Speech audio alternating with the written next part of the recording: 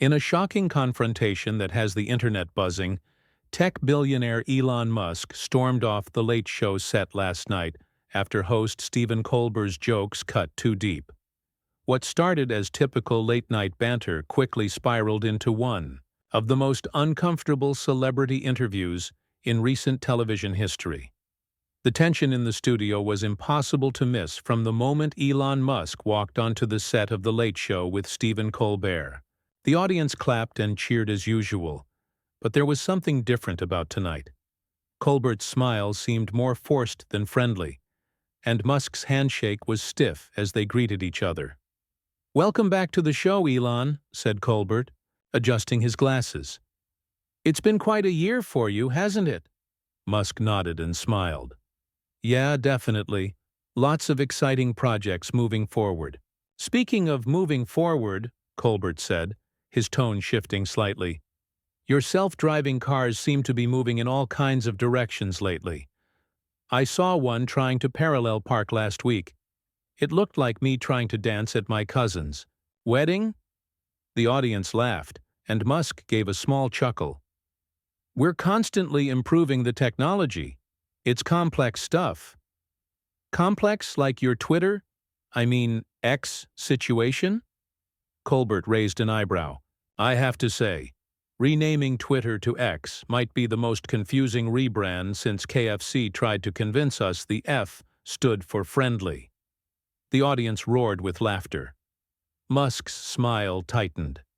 "The vision for X goes beyond what people understand. Right now, it's about creating an everything app," Musk explained, his voice a bit sharper. "An everything app? So far it seems like an everything is broken app," Colbert quipped. "I tried to post about my cat yesterday and somehow ended up buying Dogecoin." The camera caught Musk's eye twitch. The audience's laughter grew louder. "That's not how it works," Musk said flatly.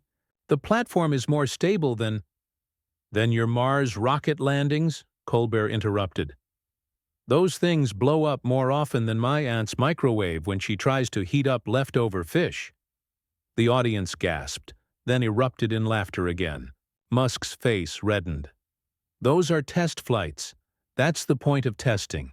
To find failures before they carry people," Musk responded, trying to keep his voice steady. "Fair enough," Colbert nodded. "Speaking of carrying people, how's that Hyperloop coming along?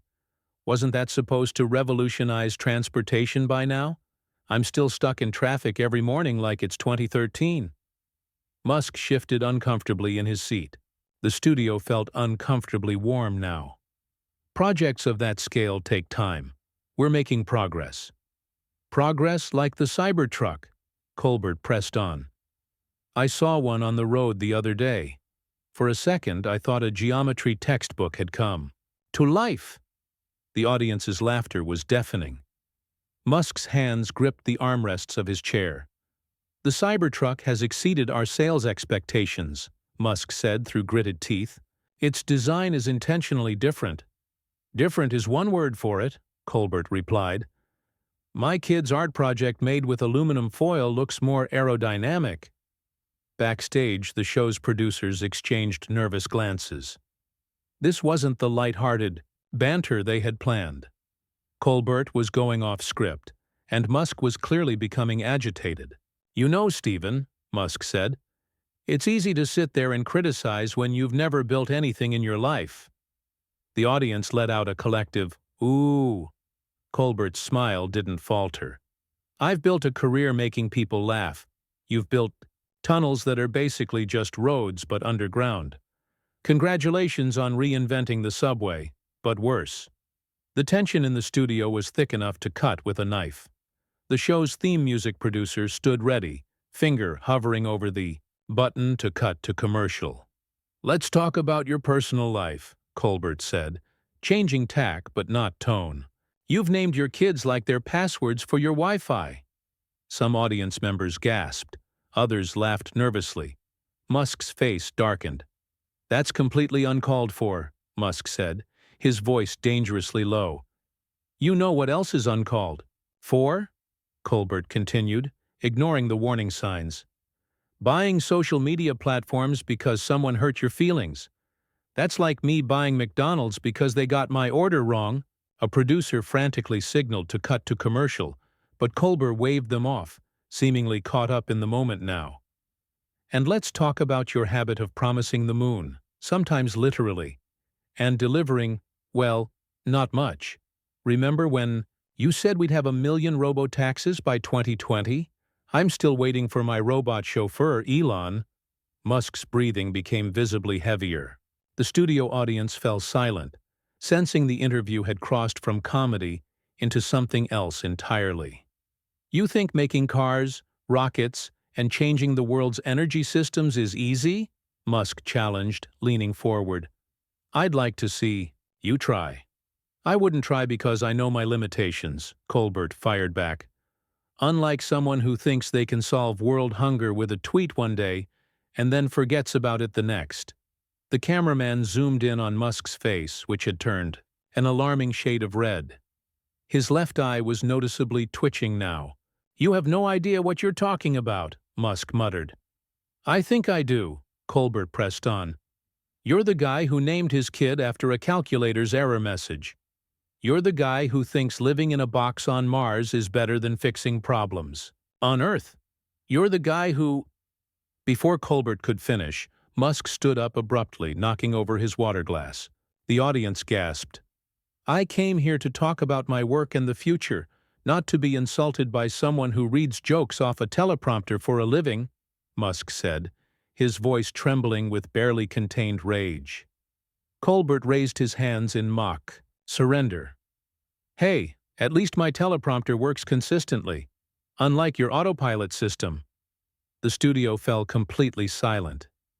Even the camera operators froze.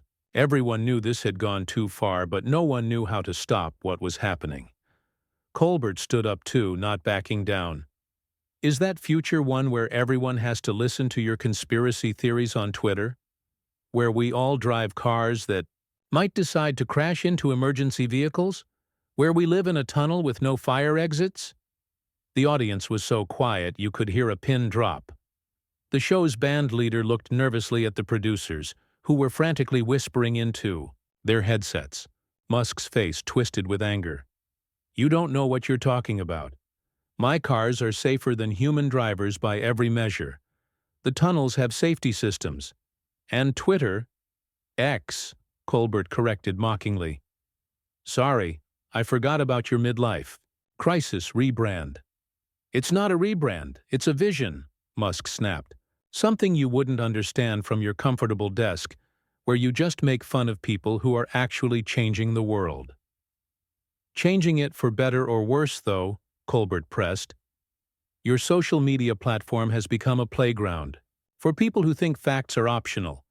Your boring company, which, by the way, is correctly named, digs holes and calls it innovation. Musk took a step toward Colbert. The security team backstage shifted nervously but didn't intervene yet. Do you have any idea how hard these problems are? Musk challenged. Building electric cars that people actually want to drive? Making rockets that can land themselves? These aren't jokes, they're engineering miracles.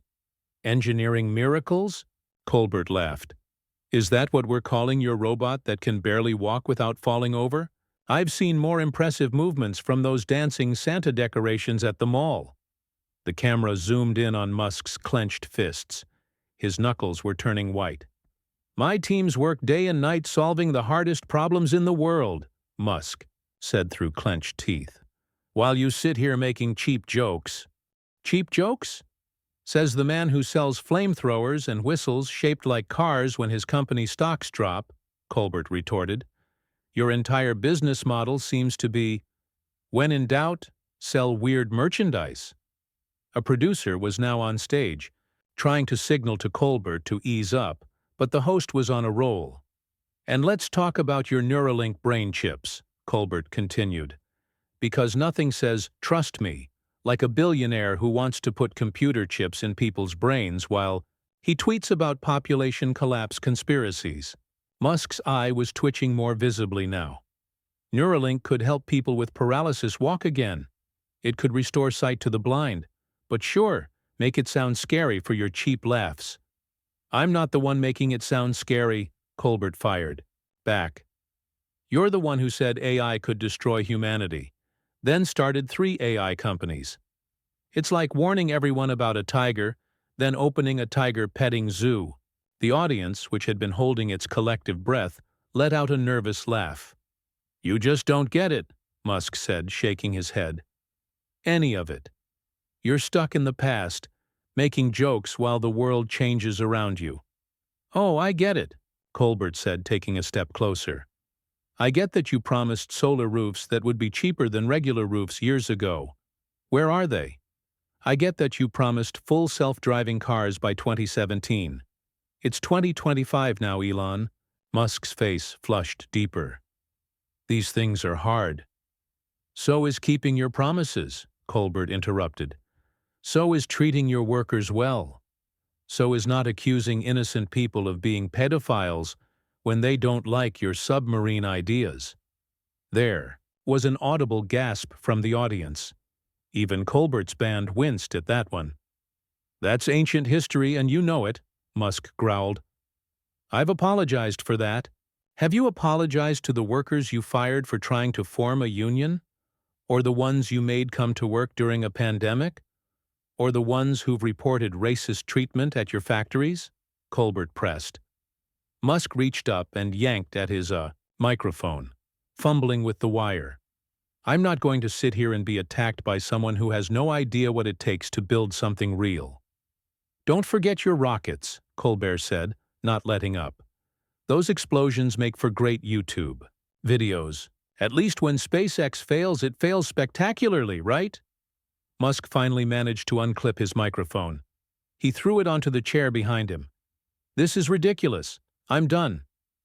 What's ridiculous is promising to end world hunger, then spending billions on a website instead, Colbert called after him.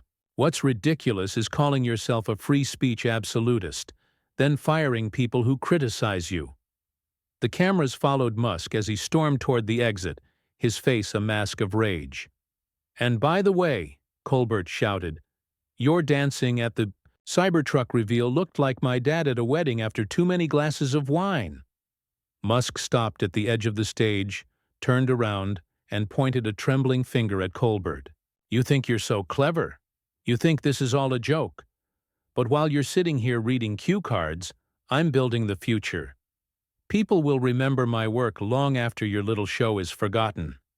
Colbert spread his arms wide. At least, my show doesn't spontaneously combust like your starships. That was the final straw. Musk's face contorted with fury. He turned to the nearest camera. You're seeing this, right? This isn't an interview. It's a hit job. He didn't bring me here to talk.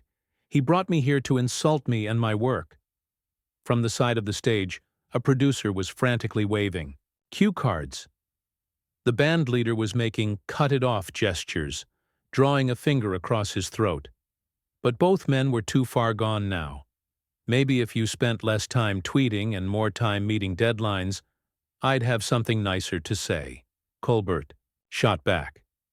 Your fans call you a real-life Iron Man, but Tony Stark actually delivered on his promises. The audience didn't know whether to laugh or gasp. Most did both. Musk's handlers had now appeared at the edge of the stage, looking concerned. One of them called out, Elon, maybe we should go. But Musk wasn't listening. Something had snapped inside him. Years of criticism, mockery, and scrutiny had built up like pressure in a rocket fuel tank. And now, on national television, that tank was rupturing. You think this is funny? Musk shouted, his voice cracking slightly. You sit in your comfortable studio making jokes while my teams work around the clock, trying to solve the biggest problems humanity faces. Colbert didn't back down. Maybe the biggest problem humanity faces is billionaires who think they know what's best for everyone else. The show's executive producer was now on stage, trying to position herself between the two men, but they were both ignoring her completely. Cut to commercial, she hissed into her headset. Cut to commercial now. But the camera operators were frozen in place. This was television gold, however uncomfortable. No one wanted to be the person who cut away from what was quickly becoming one of the most memorable moments in late-night history. "You have no idea what it takes," Musk continued, his voice rising. "No idea what it's like to have everyone second-guessing.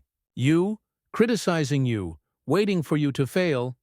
"Oh, poor billionaire," Colbert interrupted sarcastically. "It must be so hard counting all that money while workers at your factories complain about safety conditions." Musk's face turned an even deeper shade of red. "That's a lie.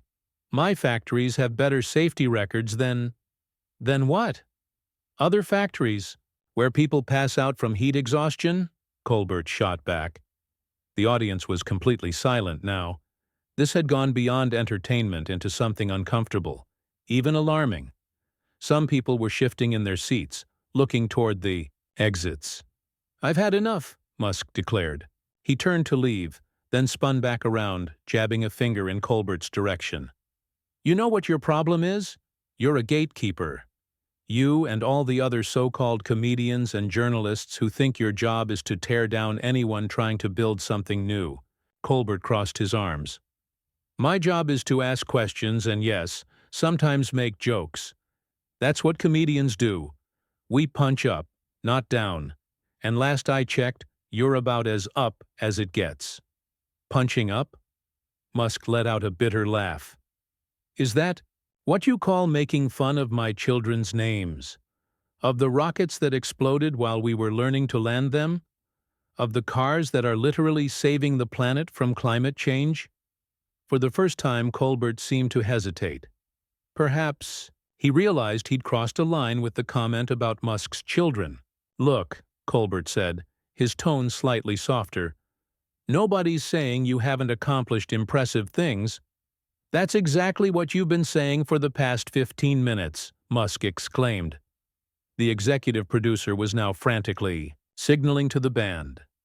Suddenly, the show's theme music started playing, but neither man paid any attention.